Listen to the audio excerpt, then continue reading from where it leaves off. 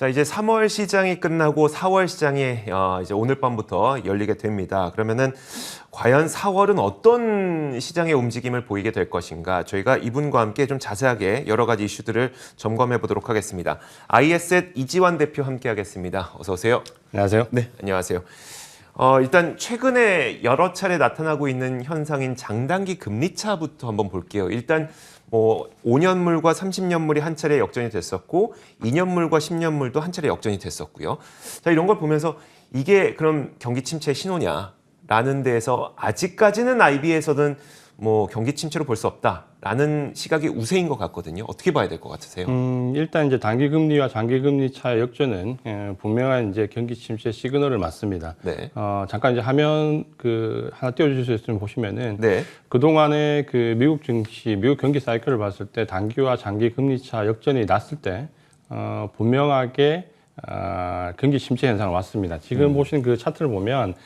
장기 금리에서 단기 금리의 그 차를 나타내는 차트인데요. 그 기준선 아래쪽으로 내려갔을 때가 금리 역전차가 났을 때입니다. 그러니까 아래쪽에 내려갔을 경우를 보시고 그 뒤쪽에 이제 회색 구간을 보면 여기가 이제 미국이 경기 침체에 들어갔던 구간이거든요. 이제 그걸 보시면은 실제로 그 아래쪽으로 내려갔던 이후에 대부분의 회색 구간이 나오면서 경기 침체로 들어가는 모습을 보여줬습니다. 그러니까 이렇게 보면 이 현상 자체가 굉장히 경기 위축에 대한 신뢰성은 있다라고 보셔야 되는데요. 다만 이제 그 그래프를 좀 자세히 보시면 그 단기, 장기 금리 역전 차이가 상당히 오랫동안 좀 지속되거나 혹은 두세 번에 걸쳐서 여러 번 이렇게 진행되는 경우가 신뢰성이 좀 있고요. 이전에 2019년도에도 이제 잠깐 그런 현상이 좀 왔었는데 실제로 그때는 경기 침체가 그렇게 많이 나오진 않았거든요. 이제 그런 걸 본다면 결국 이 단기와 장기 금리 차가 어느 구간에서 나오는가라는 이 신뢰성 차이가 좀 있습니다. 그러니까 예를 든다면 지금 금리가 인상되는 시기에는 당연히 단기 금리가 더 반응을 하게 되거든요. 네네. 그러면 그 장기 금리는 좀 그 정체된 상태에서 단기 금리가 올라가면 당연히 이 금리 차가 좀 줄어드는 현상이 당연히 오게 되는 거고요. 그러니까 이런 부분들이 이제 지속적으로 오느냐 아니냐를 좀 봐야 되는데 이번처럼 그 단기간에 스쳐가듯이 나왔던 부분은 금리 인상의 여파가 좀 있다라고 봐야 되고요. 반면에 우리가 그 양적 긴축을 봤을 때 그때 되면 오히려 이제 그 국채 금리를 이제 내다 팔게 되면서 네네. 단기 국채 금리 가격이 내려가면서 장기 국채 금리가 상당히 높게 올라가거든요. 그때는 오히려 단기와 장기 금리 차가 좀 벌어지게 됩니다. 근데 그 현상을 놓고 단순히 경기가 좋아지느냐 이렇게 또 얘기하기는 좀 힘들거든요. 네, 그런 부분들을 본다면 결국 이 현상이 어느 구간에서 나오느냐 또 어느 정도 기간이 지속되냐 여부를 좀 봐야 되는데 아직까지는 그 일시적인 현상을 놓고 전체적으로 경기가 완전히 위축될 것이다. 이렇게 좀 예측하기는 좀 힘들고요.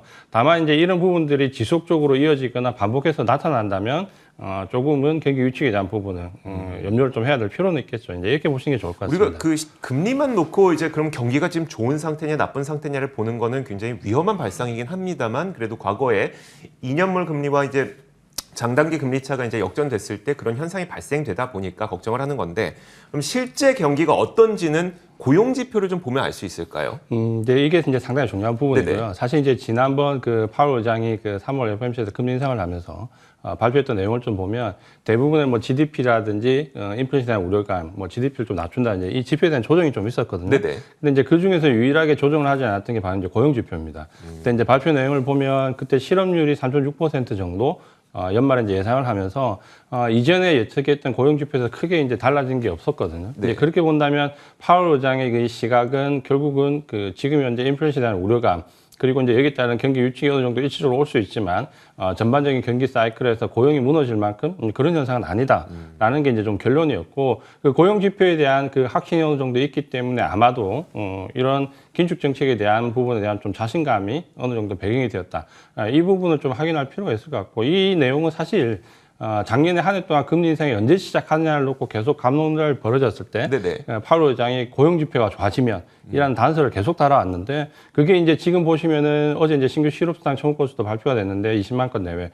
사실 이제 예상보다 조금 높게 나왔지만 20만 건 정도면 거의 퍼펙트한 수준의 양호한 수준이라고 보셔도 될 것 같고 지난번에 우리가 20만 건 아래로 봤던 그 수치는 뭐 몇십 년 만에 한번 나올까 말까 하는 수치이기 때문에 상당히 양호한 수준이다라고 보셔도 될 것 같고 다만 이제 이번에 그 러시아 우크라이나 사태 때문에 일시적으로 고용이 순간적으로 좀 나빠질 수는 있겠지만 그게 전반적으로 기술적으로 이어질 것 같지는 않습니다. 다만 그 이제 증시를 보시는 분들이라면 이 고용 지표가 이제 양날의 칼이 될 수 있는 거죠. 그 사실 고용 지표가 너무 또 좋게 나오면 아무래도 이제 파월 의장이 좀 좀 50pp 이상의 또 이제 빅샷을 좀 쏠 수 있기 때문에 이런 네. 부분에 대한 우려감이 또 왔다 갔다 하면서 정치에 영향을 주겠지만 어쨌든 지금 현재 경기에 대한 논란은 이 고용지표가 흔들리지 않는다는 것에 가장 큰 기반을 두시고 판단하시는 게 맞을 것 같고 그렇게 본다면 지금은 전반적으로 크게 경기 위축을 일시적인 현상 이상에서 과도하게 우려할 필요는 현재로서는 없을 것 같다 이렇게 말씀드리고 싶습니다. 정리해보자면 금리 역전 현상이 일어난 거 분명하고 과거에도 이게 나중에 침체로 연결되긴 했지만 지금은 그런 상태 아니다. 로 보겠습니다. 알겠습니다. 네. 자, 그러면 이제 이런 전제를 저희가 한번 깔았으니까 그럼 그 전제 위에서 과연 어떤 식으로 시장에 좀 접근을 해야 되는지 그 부분을 하나씩 살펴보겠습니다. 일단 얼마 전에 저도 뉴스에서 봤는데 CNBC에서 투자자들을 대상으로 설문조사를 해보니까 이제 고배당주를 좀 담을 거다라는 이야기가 좀 있었어요. 자, 미국에서 좀 주목해볼 만한 배당주 한번 말씀해 주시면 어떨까요? 결국 이제 지금 이 고배당주에 대한 이슈가 좀 나오는 것은 결국 이제 증시의 지금 현재 상황을 보면 어쨌든 유동성장에서 다시 유동성이 축소되는 장으로 넘어가고 실적 장소로 넘어가면서 이전의 어떤 성장성을 바탕으로 해서 이 변동성이 확대되는 시기, 그러니까 주가 차익을 좀 노릴 수 있는 시기가 조금 지났다라는 관측으로 얘기가 나오는 것 같고 그런 부분에서 본다면 그 대안적인 투자로서 역시 우리가 고려해 볼 수 있는 게 그렇다면 주가 차익보다는 좀 배당에 대한 접근을 할 필요가 있지 않을까라는 부분이 좀 대두가 된다 이렇게 좀 보시면 될 것 같은데 사실 이 말은 어떻게 보면 이제 맞기도 하고 또 다른 부분에서는 좀 살펴볼 부분도 있기도 합니다. 그러니까 화면을 잠깐 하나만 띄워줘 보시면 네. 금리 인상 시기에 미국의 주가 등락률을 좀 보면 이전에 세 차례 금리 인상 시기 이제 99년도 쪽하고 2005년, 6년도 그리고 2015, 16, 17 이때 그 세 시기를 보면 나스닥과 다우 지수의 등락률을 보면 사실 금리 인상 시기에 주가 흐름이 나쁘지 않다라는 건 이제 대부분의 개인 투자가분들도 알고 계신데 우리가 이제 생각하는 가치주와 성장주라는 개념에서 본다면 사실 이제 금리 인상 시기에 성장주는 좀 위험하다. 가치주가 좀 좋을 것이다라고 보는데 실제로 나스닥과 다우 지수의 등락률을 좀 보면 나스닥이 사실 나쁘지 않았습니다. 그러네요. 지금 보시는 것처럼 네. 나스닥도 상당한 상승률을 기록했고 특히 이전 직전에 2017년 요 근처에서의 금리 인상 시기는 엔비디아가 폭발적으로 상승하면서 오히려 나스닥이 상당히 좋은 모습을 보였거든요. 그러니까 지금 현재 성장주가 조금 위태로울 것이고 가치주가 좀 올라갈 것이다라는 판단에서 어떻게 보면 이 고배당주에 대한 접근 논리가 나오는데 실제로 이제 증시 등락은 좀 그렇지 않았다라는 부분을 좀 참고할 필요가 있고 대신에 이제 역시 이제 고배당주에 접근하시는 분들은 이런 부분들을 좀 고려해야 되는데 최근에 이제 미국에서 나온 레포트들을 보면 고배당주에 접근할 때 주가 하락에 대한 염려 부분을 멘트를 꼭 많이 달거든요. 그러니까 그 부분을 본다면은 아무래도 고배당주 접근이 그렇게 이제 만만치는 않다. 이렇게 좀 보셔야 되고, 반면에 이제 그럼에도 불구하고, 이런 배당주에 좀 접근을 하실 분들은 사실 미국 같은 경우는 우리나라와 비슷하지만 통신주들이 상당히 배당률이 좀 높습니다. 네네. 또 주가가 지금 많이 밀려 내려와 있기 때문에 어느 정도, 밸류도 지금 나쁘지 않거든요. 그런 점에서 통신주 쪽으로 한번 내어볼 만한데, 사실 원래 이제 제가 전통적으로 선호했던 종목은 AT&T가 사실 배당률이 한 8, 9% 정도 됩니다. 그러니까 지금 주가도 많이 내려왔기 때문에 상당히 괜찮거든요. 근데 아쉽게도 이제 AT&T가 최근에 인수합병을 거치면서 배당을 올해부터 절반으로 줄이겠다라고 공표를 했기 때문에 거기에 대한 이제 대안으로 본다면 버라이즌도 역시 이제 통신주인데 버라이즌도 지금 현재 보면 주가 위치가 상당히 괜찮은 위치에 내려와 있고 배당률이 한 4%에서 5% 정도 유지를 하고 있습니다. 그러니까 그런 정도로 본다면 지금 주가와 배당의 관계를 좀 고려를 해서 접근할 필요가 있는데 주가의 매력적인 위치를 고려한다면 통신주 정도 보시면 좋을 것 같고 그중에서 버라이즌 같은 경우에 주가의 위치와 배당률이 상당히 매력적인 위치에 와 있다. 이렇게 정도 보시면 될 것 같습니다. 네, 알겠습니다.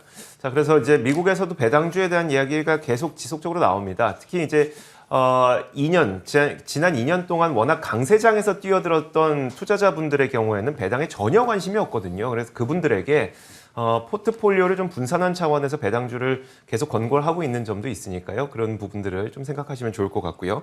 자, 한 가지 더. 이거는 우리나라 투자자분들 진짜 관심 많을 것 같은데 쿠르주 관련주 있잖아요. 이게 사실 1년 전부터 아마 미리 진입하셨던 분들 굉장히 좀 당혹스러워하고 계실 것 같은데 이제 올해는 진짜냐? 어떻게 보세요? 그렇죠? 결론적으로 이제 먼저 결론을 말씀드리면 올해는 괜찮을 것 같고요. 네네. 다만 이제 종목별 선정이 좀 중요한데 그 크루즈 같은 경우는 뭐 코로나19에 가장 큰 직격탄을 좀 받았고 사실 뭐 이 최근 한 2년 동안 과연 이 기업이 유지가 될 수 있을까 정도의 존립이 이렇게 왔다 갔다 할 정도의 사실 그 사업 구조를 좀 보였거든요. 거기에 이제 올해는 아마 상당한 기대감을 가지고 계셨던 분들이 느닷없이 이제 러시아 우크라이나 그 전쟁 상태를 겪으면서 유가가 급등하면서 또 여기에 대한 반발 매도가 상당히 많이 나오면서 또다시 이제 2차적인 그 고통을 좀 겪으셨거든요. 근데 지금은 이제 충분히 접근해 볼 만한 시기가 사실은 맞고, 지금 이제 미국 시장의 그 사이클을 본다면 이제 오늘 그 증시가 좀 급락했지만 이거는 제가 봤을 때 월말 분기말 효과에 따라서 그 포트 재편이거든요. 그러니까 네. 크게 염려할 부분은 없는데, 오히려 이 포트 재편을 강행했을 때 그 다음 펀드들의 선택은 제가 볼 때는 이런 쪽에 엔데믹이나 경기와 관련된 쪽으로 충분히 그 재편될 수 있거든요. 그러니까 오히려 이런 부분들이 혜택을 받을 것 같고, 그런데 본다면 오늘 그 카니발 같은 종목은 주가가 급락하는데도 3% 급등을 했거든요. 아마도 네. 이제 포트 재편에서 어느 정도 암시를 좀 주는 것 같은데, 문제는 이제 그 접근하실 때 그 종목별 좀 선정이 중요합니다. 왜냐하면 그 미국의 경기 민감주들, 특히 여행이나 항공 관련된 종목들은 지금 보시면은 우리나라 증시에 대비해서 상당히 가격적인 메리트가 있습니다. 왜냐하면 대부분의 종목들이 코로나19 때 그 팬데믹 때보다 주가 더 아래쪽에 있거든요. 네네. 사실 이제 우리나라 종목들은 벌써 경기 민감주 대부분 코로나 때보다 위쪽에 있잖아요. 그래서 그 가격적인 어떤 밸류 차이가 분명히 존재하는데, 다만 이제 한 가지 그 신경 쓰셔야 될 부분은,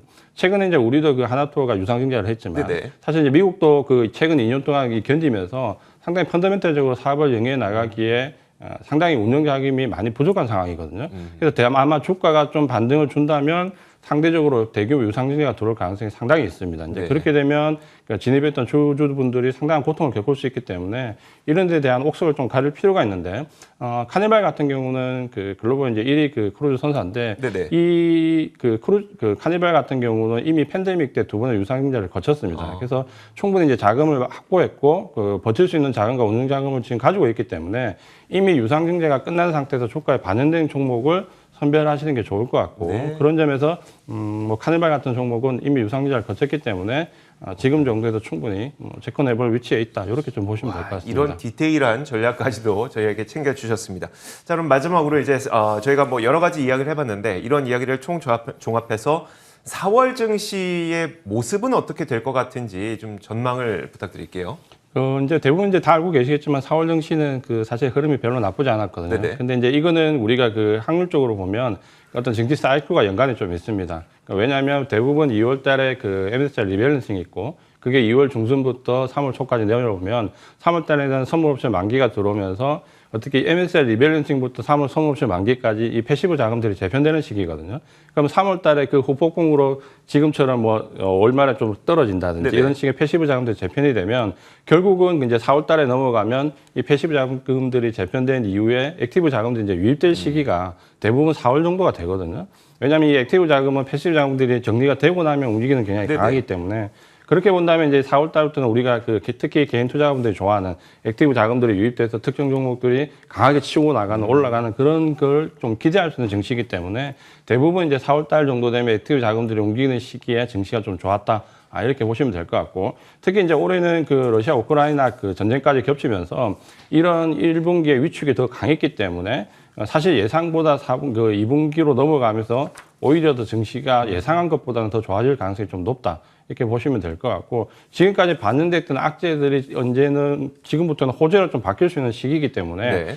주식시장에 좀 긍정적으로 접근을 하되, 우리 시장에서는 외국인 수급이 바뀌는 정도와 종목이 몰리는 이전까지 그 유동성장에서 시장이나 섹터에 어떻게 보면 바스켓 거래로 유동성 자금 전체가 움직였다면, 지금은 특정 종목 실적에 바탕을 둔 혹은 엔데믹의 모멘텀을 둔 이런 식의 특정 종목에 그 외국인 매수세가 유입될 가능성이 높기 때문에 이제는 그 섹터보다는 종목에 집중해서 네. 그 종목을 찾는 전략이 필요하다, 이렇게 말씀을 드리겠습니다. 알겠습니다. 자, 이렇게 4월 시장에 무엇을 좀 관심을 가져볼 것이고, 또 4월 시장의 흐름은 어떻게 될 것 같은지 전망까지 저희가 이분과 함께 내려봤습니다. ISL 이지환 대표였습니다. 오늘 말씀 고맙습니다. 고맙습니다.